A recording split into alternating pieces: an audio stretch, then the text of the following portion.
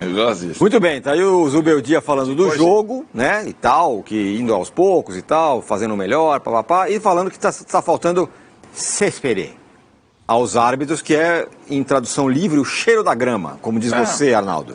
Mas, enfim, uma grande vitória do São Paulo, né? Talvez ele tenha, de fato... Mas no gramado sintético não tem cheiro da grama.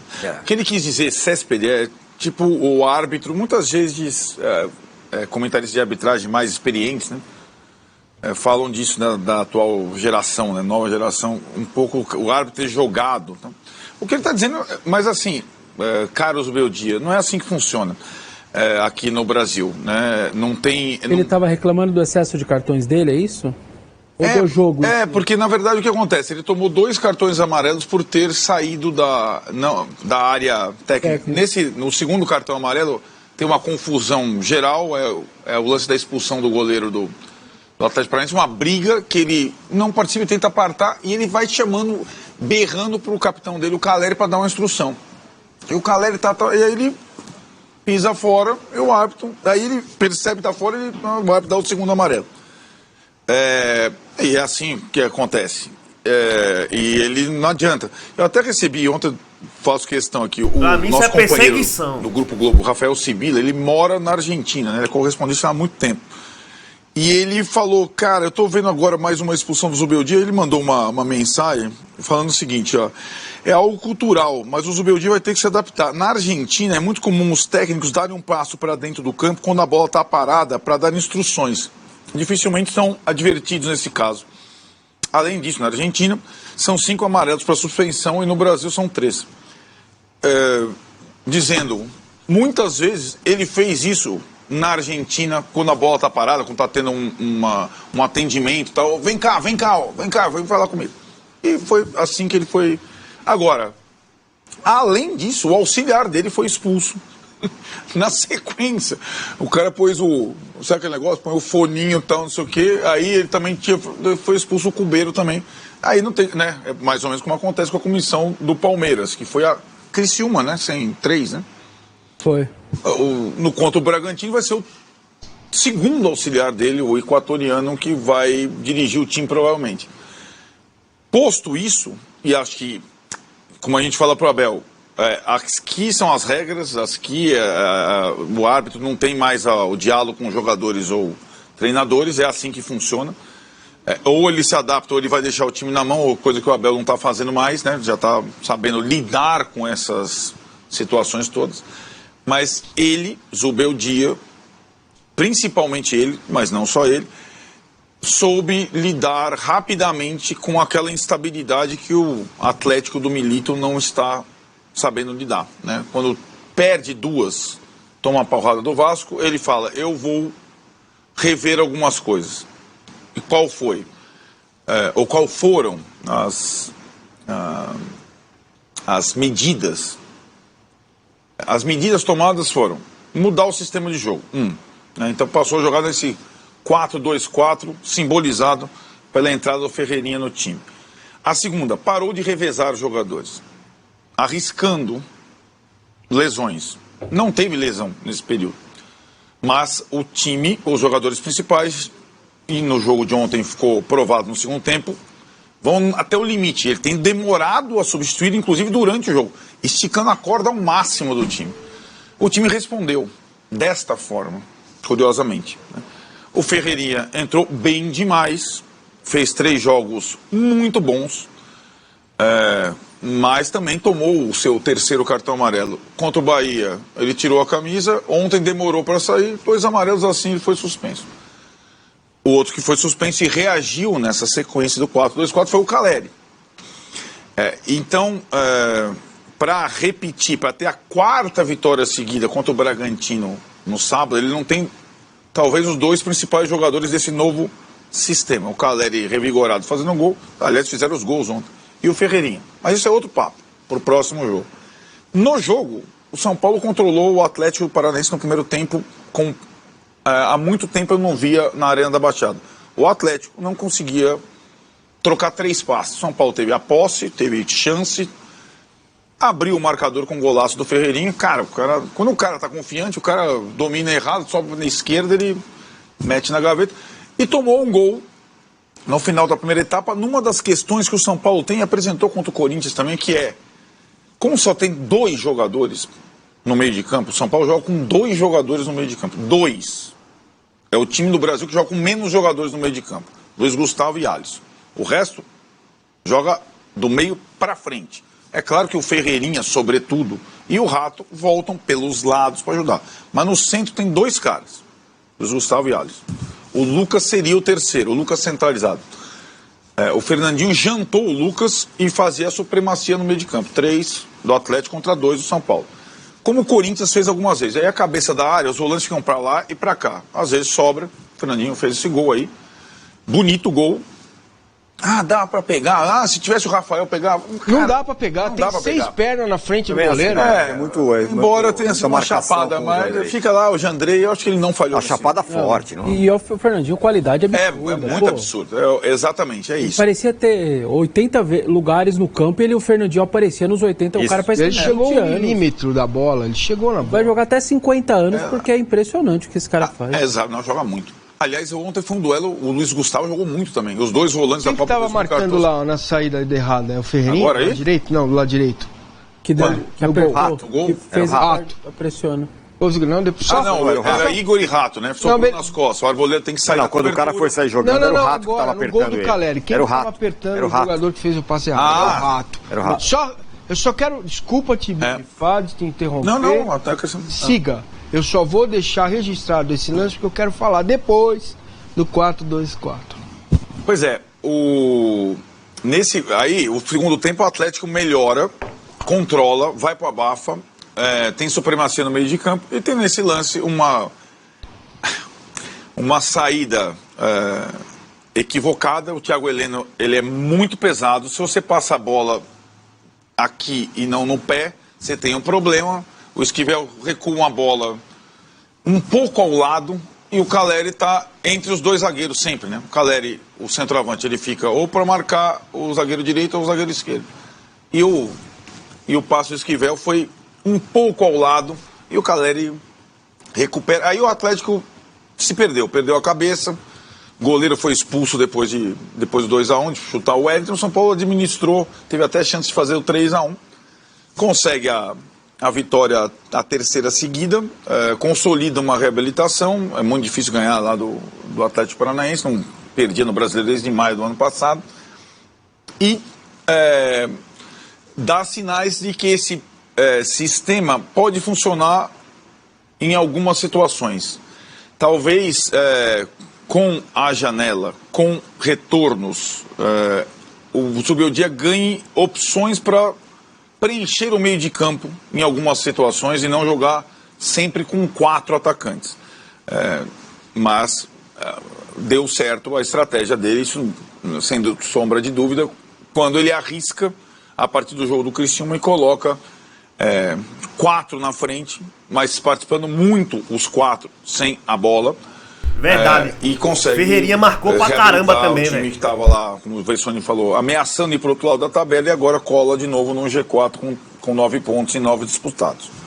Muito bem, eu vou passar a bola pro Massa, que ele quer falar sobre a questão do 4-2-4. Só ler a mensagem aqui do Matheus do Bazo, que eu acho que é torcedor do Atlético, fala: Atlético era melhor e tomou um gol bizarro. E antes ele falou: vitória dominante ontem. Onde? Quem escreve essas thumbs do YouTube são Gilmentos. Não, Matheus, não fala isso, mas assim, você pode se inscrever aqui pro departamento de thumbs, mandar o seu currículo aqui, talvez você faça uma thumb mais legal, você tá aqui, a gente pode, se a gente achar legal, você pode até emplacar aí o seu emprego. Mas diga lá, Massini, 4-2-4. Então, gente, eu gosto dessa discussão, porque logo vai se comparar o 4-2-4 do Carpini com o 4-2-4 do Ceni, né? Essa comparação, o torcedor do São Paulo que acompanha e se alimenta do dia a dia do clube vai fazer essa comparação. E é uma comparação burra, porque depende da característica do jogador. Então, se você dobrar 2 laterais pelo lado e o que estiver dobrando ataca bem, tem habilidade para atacar, tem velocidade para atacar, não tem problema. O 4-2-4, na volta, ele vira um 4-4-1-2. 4-4-1-1. O Lucas volta um pouquinho, você forma uma linha de 4, se defende com 4, com 8, entendeu? Com 9. Então, um time não joga no 4-2-4 o jogo inteiro. A questão é você fazer um tem ponta como o Ferreirinha jogar como lateral sem a bola. Essa é a característica do jogador. Se você tem Rafa e Ferreirinha... não tem essa característica. Então, mas está sendo treinado para ter. Então, se você tem... Agora tá tendo. Não tinha, talvez... Eu não lembro dele ter sido escalado querer, assim, mas a parte física dele vai ter que ajudar, senão ele não faz também. Então, você percebe que é um conjunto de coisas que você tem que olhar, né? É uma preparação, você tem que preparar o cara para isso. Porque não adianta, vamos comparar. Ferreirinha joga pelo lado esquerdo, o Dudu do Palmeiras joga pelo lado esquerdo. Se você colocar o Dudu para fazer o que o Ferreirinha fez ontem, ele vai ficar mais 2 meses fora. Ou o Lucas agora. O Lucas, entendeu? Por isso que se defende, eu defendo o Lucas por dentro. Agora, o Calera incomoda o tempo todo, marca a saída de bola. O Luciano, quando está em campo, também morde o tempo todo. O Ferreirinha de um lado marcando, o Rato do outro marcando. Gente, não importa a letrinha, não importa o número que você escala. Agora, se o adversário, eventualmente, vai te atacar mais por dentro, como fez o Atlético no segundo tempo, aí sim você vai precisar de ajuda. Qual é a ajuda? O Rato pode ser um homem mais por dentro na marcação. O Diego abre pelo lado direito para ficar no corredor da linha lateral e o Rato volta mais por dentro. Pronto, equilibrou. Não tem 4-4, já muda. Entendeu? Você passa a marcar com 3 no meio e o Ferreirinha fecha do outro lado. Você quer mais o quê? Então, essa discussão de número no jogo, 4-5-1, 7-6-3, gente, isso não é fundamental. Não é o mais importante. O mais importante, na minha opinião, é como você ataca e como você se defende. Entendeu? Com quantos jogadores você ataca e com quantos jogadores você se defende. Aí a gente vai pegar eficiência de quem defende. Entendeu? Se o Ferreirinha está sendo adaptado para fazer isso, ontem, no jogo do Flamengo, o Scarpa, o lateral do Flamengo, Wesley... Isso. O Wesley, cara, o Flamengo lançou uma bola pra ele, o Scarpa estava muito mais perto, acho que foi o primeiro gol, estava muito mais perto da bola. O Wesley atropelou o Scarpa. Por quê? O Scarpa é um jogador de características para ser o ala, para jogar com 3, e um deles, pelo menos 2 desses 3, tem que ser zagueiro, porque se ele receber uma bola nas costas, ele não vai conseguir chegar lá.